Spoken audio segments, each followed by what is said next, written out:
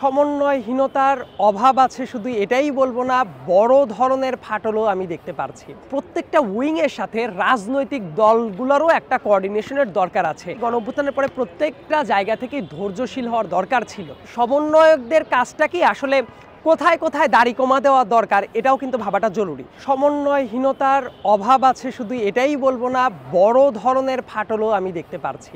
এবং সমন্বয়হীনতা থাকার জন্যই দেখেন সরকারের ভেতরে তো কয়েকজন আছে, বাইরে যারা আছে বিপরীতমুখী স্টেটমেন্ট আসছে, এবং বাইরে যারা আছে তাদেরকে অনেক সময় যেটা করা হচ্ছে, তাদের যে মতামত নেওয়া হচ্ছে না, তারা সেটা রাগটা কিন্তু পাবলিকলি দেখিয়ে ফেলছে।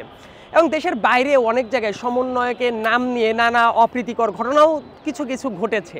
সো সমন্বয়কদের কাজটা কি আসলে কোথায় কোথায় দাড়ি কমা দেওয়া দরকার এটাও কিন্তু ভাবাটা জরুরি।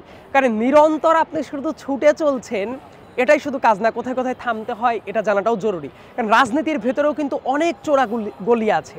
সো সেগুলো আইডেন্টিফাই না করে আপনি শুধু নিরন্তর ছুটে চলবেন, সে জায়গায় ভুল হওয়ারও সম্ভাবনাটা থাকে।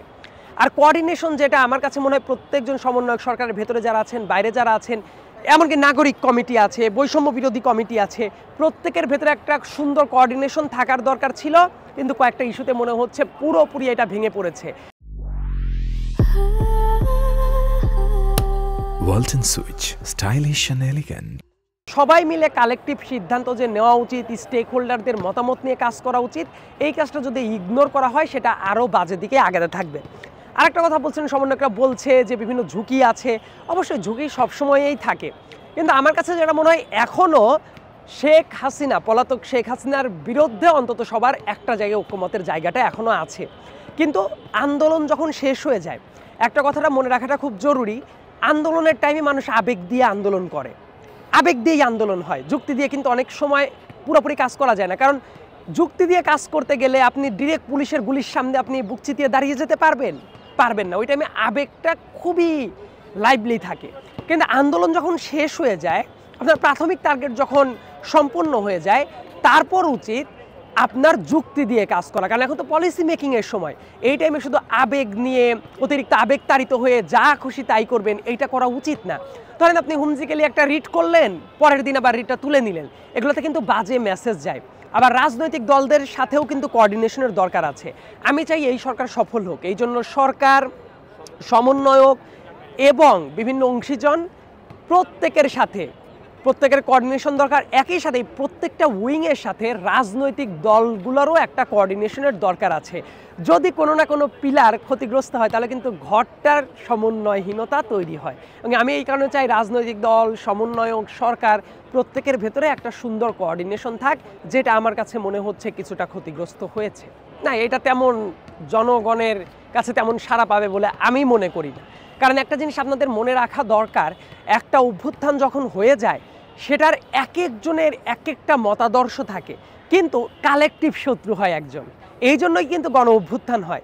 যেমন প্রত্যেকে দেখবেন বিএনপির একজন বিএনপির জন্য এসেছে, জামাতের একজন জামাতের জন্য এসেছে, ছাত্ররা ছাত্রদের জন্য এসেছে, অনেক স্কুল কলেজের ছাত্ররা নেমে গেছে, বেসরকারি বিশ্ববিদ্যালয়ের ছাত্ররা নেমে গেছে, সরকারি কলেজগুলোর ছাত্ররা নেমে গেছে। আবার সবজিতে ভ্যানে যে সবজি বিক্রি করে তার তো অন্য কোনো স্বার্থ নাই, সে মানুষের পর নিপীড়ন চালাচ্ছে, এই জন্যই সে দাঁড়িয়ে গেছে। একজন তাঁতি, জেলে, রিক্সাওয়ালাদের বিশাল বড় একটা অবদান ছিল। প্রত্যেকেই একটা কালেকটিভ স্পিরিটে জমা হয়। তো আপনি যদি একটা গণ অভ্যুত্থান সফল, শেখ হাসিনা পলাতক হয়ে যাওয়ার মানে হলো গণ অভ্যুত্থানের যেটা টার্গেট ছিল সেটা ফুলফিল হয়েছে। কিন্তু গণ অভ্যুত্থানের পরবর্তীতেও কি থাকে, অনেক ঝুঁকি থাকে, চ্যালেঞ্জ থাকে, অ্যাসপিরেশন থাকে, সেগুলোও তো সফল হওয়াটা জরুরি। সেগুলো হলো পরের ইস্যুগুলো। কাজে এই জায়গায় কিন্তু প্রত্যেকে আবার কি করবে, প্রত্যেকের মতাদর্শ জনিত কারণে কাজ করবে। কিন্তু সবাইকে কি আবার এক প্ল্যাটফর্মে আনতে পারবেন? হয়তো বা প্র্যাকটিক্যালি পসিবল না, মুখ দিয়ে যেটা বলা হচ্ছে। এবং আমি যেটা মনে করি এই গণ অভ্যুত্থানের পরে প্রত্যেকটা জায়গা থেকেই ধৈর্যশীল হওয়ার দরকার ছিল। এখন আমি আগেই বলেছি, আবেগ দিয়ে শুধু কথা না, এখন যুক্তি দিয়েও কাজ করাটা জরুরি। আপনি মুখে যা আসবে তাই সবসময় বলতে পারেন না। রাজনৈতিক যে কালচারটা যেটা ছিল সেই জায়গায় সংস্কারের দরকার আছে, বিভিন্ন প্রশাসনিক জায়গায় সংস্কারের দরকার আছে। এত বড় একটা জঞ্জাল 16 বছর ধরে তৈরি হয়েছে, একদিনে আপনি ভেঙে ফেলতে পারবেন না। নানা জঞ্জাল থাকবে, কথাবার্তা থাকবে, কিন্তু কালেকটিভ ঐক্যটা ধরে রাখাটা জরুরি। এবং নিজেদের ভেতরে খুঁড়ে খুঁড়ে শত্রু নতুন করে করে পয়দা করার কোনো দরকার নাই। কিন্তু সেই কাজটাও কিন্তু অনেক জায়গা থেকে হচ্ছে, ধৈর্যহীনতার কাজ হচ্ছে, এই কাজগুলো হওয়া উচিত।